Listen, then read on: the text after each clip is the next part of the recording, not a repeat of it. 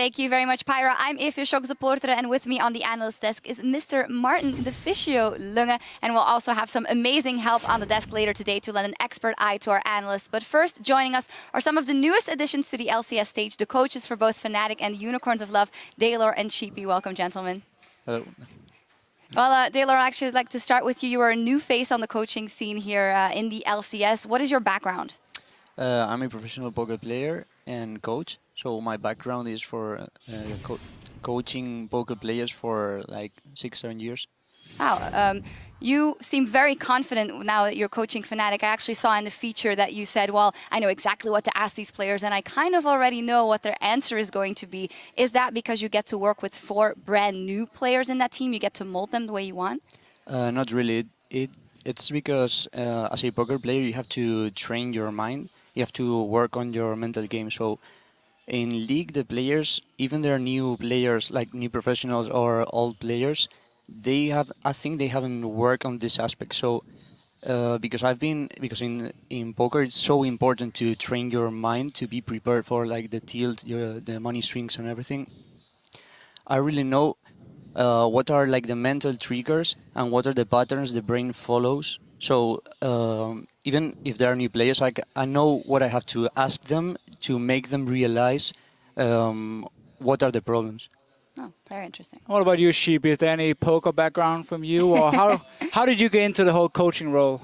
No poker background from my side, but I feel my role is probably the same as him. I try to prepare the players as good as possible mentally, because especially those kind of gold swings are something people need to figure out, that they don't start to tilt, that they know what is the next step, keep calm. Like there's always a strategy involved, and I think it's easier for me because I know the players already for quite some time, and I know what questions to ask as well to get the result I want. Yeah, but of course, because you used to be the jungler for Unicorns of Love beforehand. How did the whole team actually start? Because everyone loves them now, the Unicorns of Love. Like, how did everything start? Everything started out like harmless, I guess. I was playing Dota 1 before, and I moved into the League of Legends scene, fell in love instantly, and slowly got the players together. We started out literally just as friends who like to play together, have a relatively strong love for the game, and met Chachi first, fantastic player, and instantly wanted to play as well. And slowly picked up the players, VODS, Power. We had some other players on the way there. But ultimately, the team that we have right now, we are very much in love with the game and really good friends to each other, and try to get the best out of it. That's really, really awesome to hear. Are you happy about your performance so far, 2-2 here in the LCS?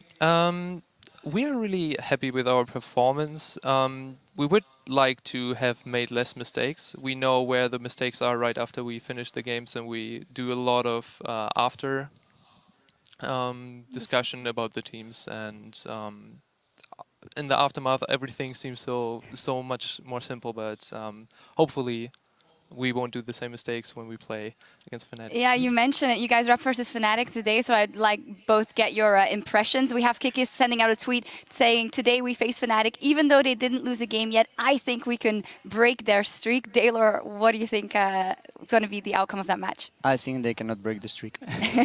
Clearly. That's Sheepy? it? I think we can. I am incredibly confident in my player's ability, and yeah, hopefully we will show it today. Well, it definitely shows. And now we're going to turn to you guys at home. Jump on Twitter and tell us, what European team do you think has shown the best strategy and execution this split, and why? The Fisher Bro. I think I have to go with SK Gaming. I think the way they're playing on the map is absolutely fantastic. They know exactly where to be, how to time objectives, how to control the minion waves, and it's just paying off despite them not buying any wards. They know exactly where to be, and that's very impressive. Taylor? I think the strongest is Fnatic. And in the case of SK, what you just said about the words, I think this is a really exploitable thing. And Agree. so I understand our mistakes. So in the case that we fight them, I think it would be there's a strategy that we can beat them. Yeah, coming up next week, I believe, actually. Sheepy? I think both SK and Fnatic have their strengths, so I definitely see both of them as a contender for the best. And yeah, Fnatic, really strong team comps, really strong CC lock, and SK is just, I don't know, they play really strong vision control game. Yep. So both of them. Definitely both fantastic. We want to hear from you, so tweet your responses at LL Esports. Use that hashtag LCS, and we'll read your answers with our analysts later in the show. And now it's time to get into our first match of the day between H2K and the undefeated SK Gaming. Let's start off with the LCS newcomers H2K in the top lane, Odoamne in the jungle, Lulex, mid lane Ryu at AD, Yarnan, support Voidal, and coach Prowley. Now, you see him there, Lulex. He played absolutely fantastically last week. Both Jarvan and Elise very strong performances. Yeah, I really think Lulex has become the best player on H2K after Fabiven left and joined Fnatic, of course. He's just absolutely fantastic in the early game. He has 87% kill participation. That's the second highest of junglers in Europe, only basically being beaten by Svenskeren, which is not exactly a bad thing. He's part of every single play H2K makes, and as long as he can do whatever he wants, they can win the early game and win the games. Sheepy, what do you think of H2K and their performance so far, seeing how you've known them very well from the Challenger scene? We've played them a lot, and I think they are underperforming a little bit. I was expecting more, same as Power of Evil. I was talking with him a lot about Ryu and the matchup mid lane that he had, and I think there's more potential from that side of the game.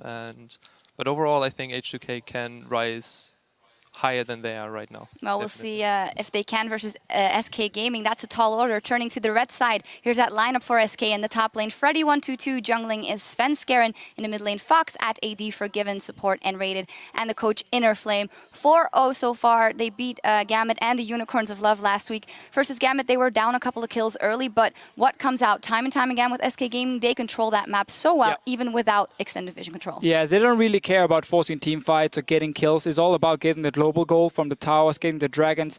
I mean, we keep talking about how they've only lost one dragon in 4 games now, so they control the map so well. And I just feel like teams haven't found an answer yet to SK Gaming because they are so good in the laning phase now. There's so many strong players on that team. There's no simple solution to beating them, except for maybe beating them through the wards. Yeah, and not only through the wards. I think if the teams don't screw the lane swap, maybe they will not have such a smooth transition into the mid game, and they will be having more problems getting all these drakes. We'll see how that plays out. One final thing maybe about Svenskeren versus Lulex, both very similar in that they can make things happen early for their teams. Yeah, as we said earlier, the two highest in terms of kill participation. Svenskeren last year was all about aggressive early ganking, and he was the guy who had to help every single lane. He no longer needs to gank for them because they're good enough themselves, but it just helps when you have this great early jungler who can snowball the game completely. And his Rek'Sai was one of the best I've seen in a long, long time. Yeah, that was crazy. I don't think it's going to get through picks and pans, but you never know. They let him have it once before. Well, thank you for joining us, and good luck later on the Rift. Gentlemen, it'll be a great matchup to watch, and now it's time to get the day rolling. So let's hand it over to Pyrotechnics and quick.